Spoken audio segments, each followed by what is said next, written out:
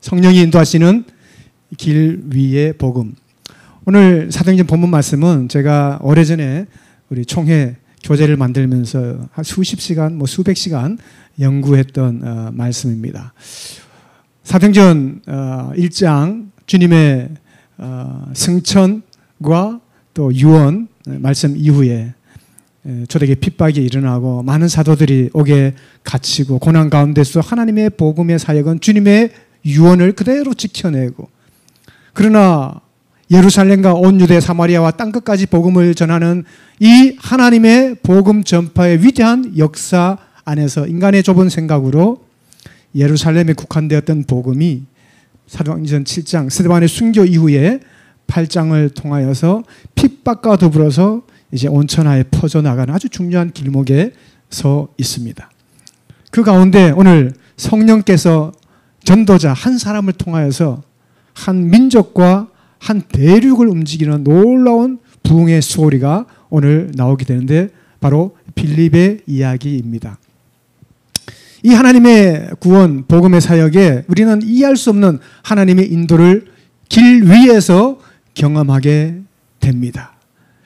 이 길이 더 나은 것 같은데, 이 길은 더 어렵고 힘든 것 같은데, 그러나 우리의 생각을 뛰어넘는 하나님의 충만한 생각이 우리의 생각 위에서 하나님의 새로운 역사를 펼쳐갈 때가 많다라는 것입니다. 빌립은 사마리아의 부흥의 그 현장을 머무르고 싶었지만, 그러나 하나님의 떠나라는 인도하심을 따라서 떠나서 광야로 가라는 명령을 받았습니다. 설명하겠지만 이 광야의 길은 쉬운 길이 아닙니다.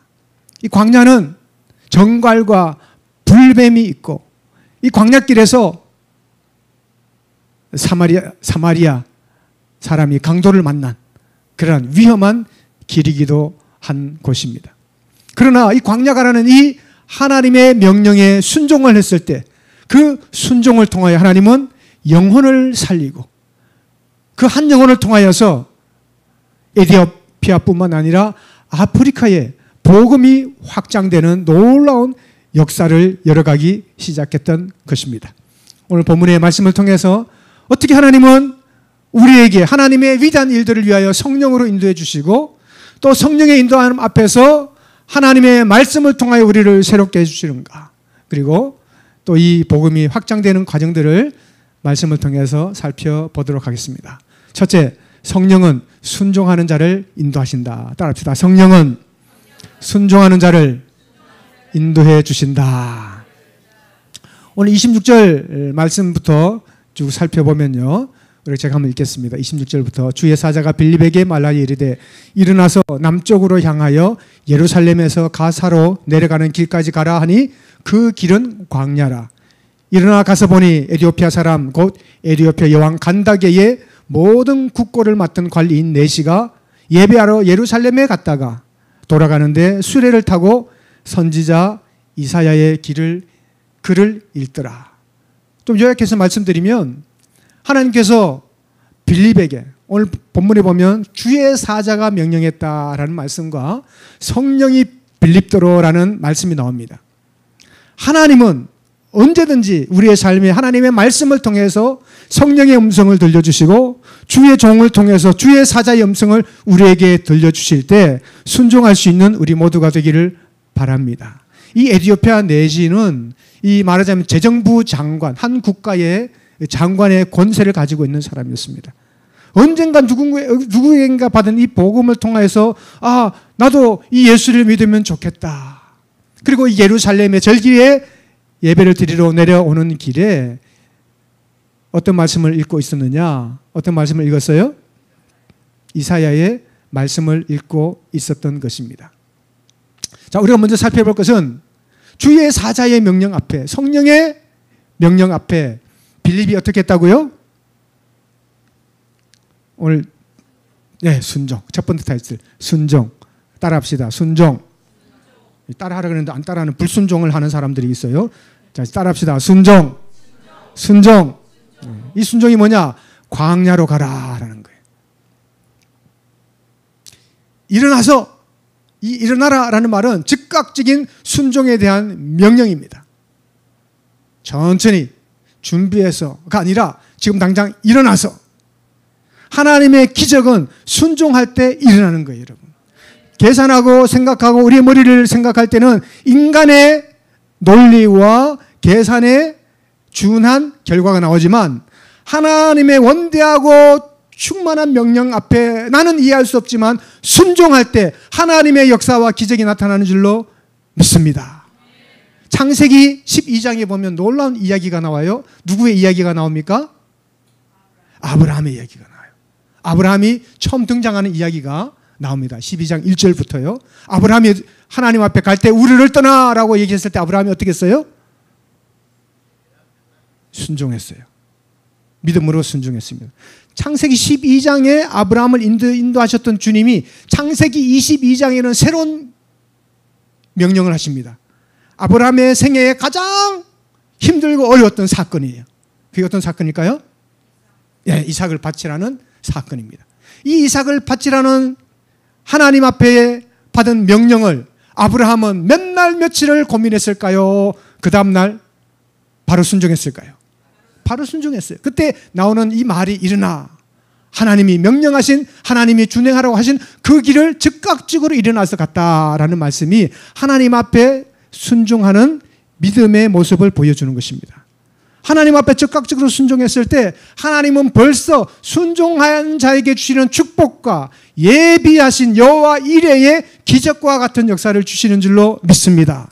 때로는 우리가 이해할 수 없고 오늘 피곤한데 왜 목사님은 경찰서에 가가지고 경찰서가 나를 부르지도 않았는데 아무런 노티스나 이 경고장도 온 것도 없는데 내가 왜 경찰서에 가는가 생각하지 않고 경찰서에 그냥 즉각적으로 갈 때 하나님은 맛있는 LA 갈비의 역사를 준 줄로 믿습니다. 여러분 맛있는 갈비 다 드셨잖아요. 오리발 내미는 분도. 네.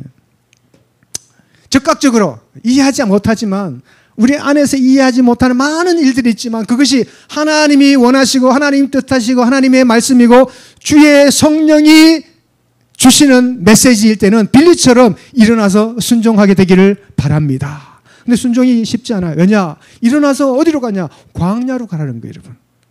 광야. 광야에서 어떤 일이 일어날지 무엇을 해야 되는지도 알지 못한 채 그냥 광야로 내려가라고 이야기했습니다. 광야는 어떤 길입니까? 여러분 이 근처에 광야가 있어요. 한국에는 광야가 없어요. 제가 이스라엘 가니까 정말로 광야가 바로 옆에 있고요. 뭐 중동 지역은 말할 것도 없고. 근데 이 우리가 사는 미국에도 광야가 보이더라고요. 광야가 어디 있어요? 라스베가스. 라스베가스 가다 보면 원래 그곳이 광야의 땅이잖아요. 그죠? 그곳에다가 이제 도시 건설을 했는데 그 광야 라스베가스 가는 길에 보면 광야가 나옵니다. 또 다른 길이 있어요. 저 동부로 가다 보면 동부로 가다 보면 텍사스로 가다 보면 뭐가 나와요? 어떤 도시가 나옵니까? 어떤 주가 나와요? 끝없이 나오는 이 애리조나주의 사막지대. 안 가보셔서 여러분 잘 모르시는구나.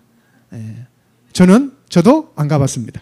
그래 보면 비행기 타고 가면 쭉 사막이 정신없이 펼쳐진 것이 보여요. 그 광야길, 여러분 그 광야길을 가라는데 그 광야길 이유도 모르게 왜 갑니까? 그 광야길은 강도가 나오는 길이에요. 강도가 숨어 있다가 어쩔 수 없이 가는 사람 보면 이 사마리아 사람처럼 거반 죽여버리고 있는 거 다 빼앗아버리는 그곳입니다. 그런데 그곳에서 하나님은 준비한 영혼이 있다. 준비한 영혼, 준비된 영혼. 그것도 놀라운 하나님의 사역이 펼쳐지는 일들을 보여주신다는 거예요. 이 가사는 애굽과 연결되어 있는 아주 중요한 교육도입니다. 어느 누구도 찾아볼 수 없지만 하나님이 준비하신 그러한 새로운 놀라운 사역들이 있다라는 거예요.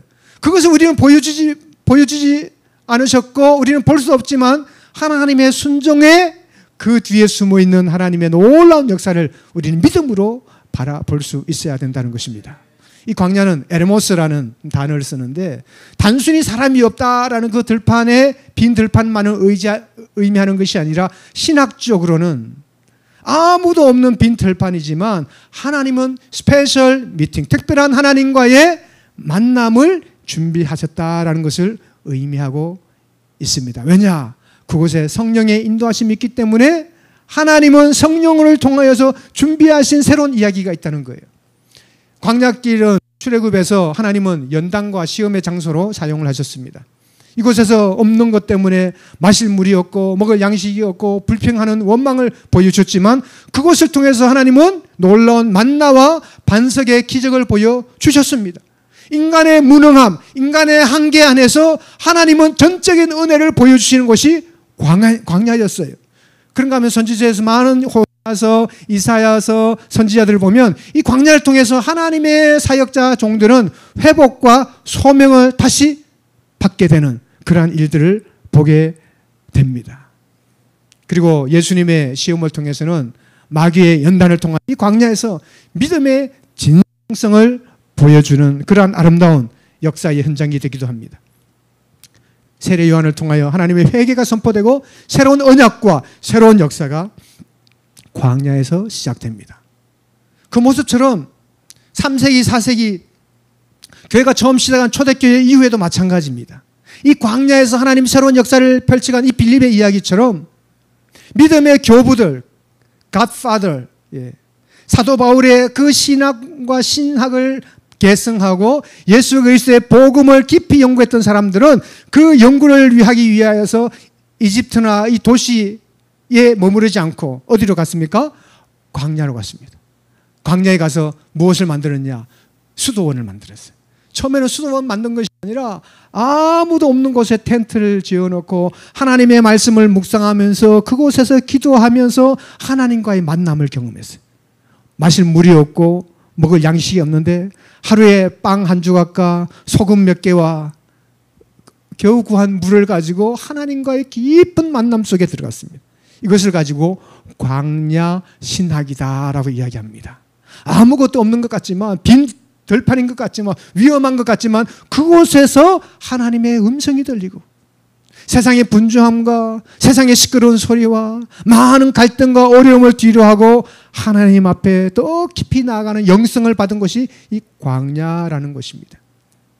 이 광야에서 빌립은 순종을 경험하고 사마리아의 부흥을 향한 하나님의 놀라운 한 영혼을 위한 새로운 역사를 체험하게 되는 것입니다.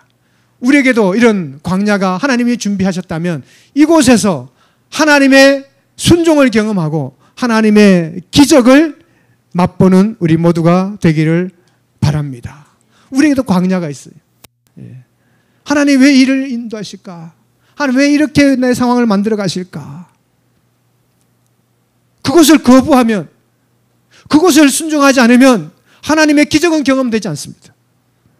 그러나 아무것도 없고 오히려 고통이 있고 괴로움이 있지만 그곳에서 들을 수만 있는 하나님의 음성과 하나님의 새로운 레벨레이션, 계시와 하나님의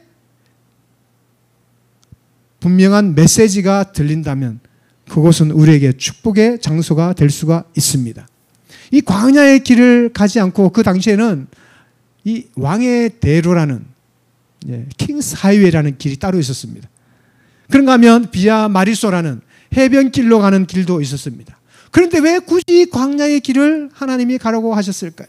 우리는 이해할 수 없지만 그 가운데 우리가 할 수 있는 것은 이해가 아니라 하나님 앞에 순종이라는 사실입니다. 내가 여기 있사오니 나를 보내소서 주님의 부르심 앞에 조건 없는 순종을 하는 우리 모두가 되기를 바랍니다. 앤드류 모레이가 이야기한 것처럼 하나님께서 쓰시는 사람은 그 명령에 즉각적으로 순종하는 사람이다라고 말하고 있습니다. 우리가 이해되지 않지만 광야의 길 가운데서 하나님 앞에 순종하는 우리 모두가 되면 좋겠습니다. 이 하나님의 계시 앞에 우리가 하나님이 주신 계시를 어떻게 이해할 수 있느냐? 두 번째로 성령은 말씀으로 눈을 여신다. 따라합시다. 성령은 말씀으로 눈을 여신다. 우리가 어디로 가면 좋을까요? 하면 옛날에 막 침을 뱉어가지고 손바닥으로 3개 치면 침이 튀는 곳으로 우리의 운명을 맡기는 그러한 사람들이 있었습니다. 우리의 영적인 눈을 뜬다면 우리의 미래와 우리의 갈 길을 인도하시는 분은 성령님이신데 이 성령님은 무엇을 인도하여 주시느냐? 살았고 운동력이 있는 말씀으로 우리의 길을 인도하신다라는 거예요. 오늘 빌립이 성령의 인도하심을 받아서 인도함 받을 때 30절 이하에 보면요. 빌립이 달려가서 선지자 이사야의 글 읽는 것을 듣고 말하되 읽는 것을 깨닫느냐. 대답하되 지도해 주는 사람이 없으니 어찌 깨달을 수 있느냐고 빌립을 청하여 수레에 올라 같이 앉으라 하니라. 있는 성경 구절은 이것이니 일렀으되 그가 도살자에게로 가는 양과 같이 끌려갔고 틀 깎는 자 앞에 있는 어린 양이 조용함과 같이 그의 입을 열지 아니하였도다. 그가 굴욕을 당했을 때 공정한 재판도 받지 못하였으니 누가 그의 세대를 말하리요. 그의 생명이 땅에서 빼앗김이로다 하였거늘 그 내시가 빌립에게 말하되 청컨대 내가 묻노니 선지자가 이 말한 것이 누구를 가리킴이냐 자기를 가리킴이냐 타인을 가리킴이냐. 빌립이 입을 열어 이 글에서 시작하여 예수를 가르쳐. 누구를 가르쳐요? 예수를 가르쳐 복음을 전하니. 이것이 핵심 키워드입니다. 빌립이 이 글에서 누구를 가르쳤느냐? 예수를 가르쳤다는 거예요. 그리고 이 예수를 가르치는 이 복음 전파 앞에 이디오피아 내시는 그 차 앞에 차 위에서 어떤 차예요? 우리 요즘으로 말해 캐딜락 같은 걸 타고 가는 게 마차를 타고 가는데 거기서 뭘 하고 있었어요? 성경을 읽고 있어요. 여러분 차를 탈 때 뭘 합니까? 운전을 하죠. 예, 맞습니다. 운전하는 사람 옆에 있을 때 뭘 합니까? 우리는 뭐 대중교통을 잘 이용하지 않지만 한국 사람들은 제 강의할 때 그 모습을 많이 비춰주는데 지금 많은 사람들이 뭘 하고 있느냐? 핸드폰 하고 있어요. 미국도 마찬가지더라고요. 심지어 차 안에서뿐만 아니라 길을 갈 때도 뭘 해요? 핸드폰을. 핸드폰에 많은 것이 담겨 있으니까. 이 핸드폰을 보면서 뭘 볼까요? 성경, 뉴스. 근데 여러분, 이 스마트폰을 보면서 성경을 읽는 사람이 굉장히 많습니다. 예. 저도 이렇게 한국에서 뭐 있을 때 지하철을 뭐 가끔 타보기도 하지만 성경 읽는 사람이 많고 제 주위에도 그 얘기하는 사람들이 많이 있어요. 현대판 이디오피아 내시. 예. 우리가 시간이 있을 때 뭘 합니까? 이 흔들리는 마차 안에서도 이분이 가지고 있는 것은 우리처럼 좋은 성경이 아니에요. 필사를 해서 당시의 성경은 어디에 기록되었습니까? 어디에 기록되었어요? 예? 예, 양피. 양피다. 양피라는 것은 양을 죽이고 껍질에다가 말려가지고 거기다가 목을 가지고 글씨를 쓴 성경이에요. 그 다음에 또 뭐가 있었어요? 예, 두루마리. 두루마리는 주 양피를 만들었죠. 그 다음에 더 그대로 흘러가면 돌판. 그렇죠. 돌판에도 기록되었는데 누가 돌판을 들고 다니면서 성경을 읽는 사람은 있지는 않아요. 예. 제가 이집트 갔을 때 그걸 봤어요. 예, 파피루스. 파피루스라는 갈대 같은 강한 것을 만들어서 그 풀을 먹이가 해가지고 그것을 막 짚을 막 나열하듯이 막 나열해서 그걸 쪄가지고 붙여버리면 그게 종이처럼 되는 거예요. 파피루스. 거기다가 성경을 씁니다. 그리고 오래되면 빛도 바래서 글씨도 잘 보이지 않아요. 제가 그 파피루스 만든 성경을 예전에 가져온 적이 있는데 여러분 이 원본도 오늘처럼 활자도 깨끗하고 선명한 부분도 아니고 또 그 다음에 마차를 타고 가요. 마차를 타고 가지만 마차가 어떻게 됩니까? 아주 좋은 도로가 아니라 흔들리는 곳에서 성경을 읽는 열심히 있다면 여러분도 우리도 그렇게 너무나도 좋은 이 길, 버스를 타든지 지하철을 타든지 그죠? 성경도 너무나도 큰 활자처럼 잘 보이기 좋은 이 성경을 가지고 우리는 어떻게 하느냐는 거예요. 시간이 나면서 여행길에 지쳐 있을 텐데 그 말씀을 보는 그 사모함 그것이 우리에게 있는가 하는 거예요. 하나님을 사모하듯이 말씀 읽기를 사모하는 우리 모두가 되기를 바랍니다. 시간을 찾아서 때를 찾아서 하나님의 말씀을 묵상하고 그 말씀을 묵상하는 가운데 하나님의 뜻을 발견하고 오늘 나에게 주는 하나님의 메시지를 발견하는 거예요. 물론 새벽부터 이렇게 말씀을 듣고 떠먹는 것도 중요하지만 말씀을 구절구절 읽다 보면 하나님이 나에게 주시는 레마의 말씀을 나에게 주시는 그 음성을 듣게 된단 말이죠.